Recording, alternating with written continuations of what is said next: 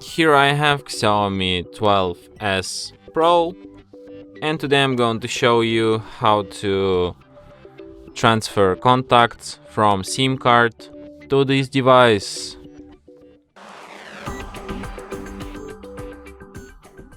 So to do this, firstly you have to open Contacts application, which you have pre-installed on your device. Then tap on this gear icon, go to the Import Export Contacts, then select Import from SIM card. Here you can select which contacts you want to transfer, or you can just tap here and select all and then just tap Import. And after that, these contacts will appear on your device. So as you can see right now, it shows them only on my SIM card and now only on my device. And that's it. Thanks for watching. If you find this tutorial useful, don't forget to hit that like button and subscribe to our channel.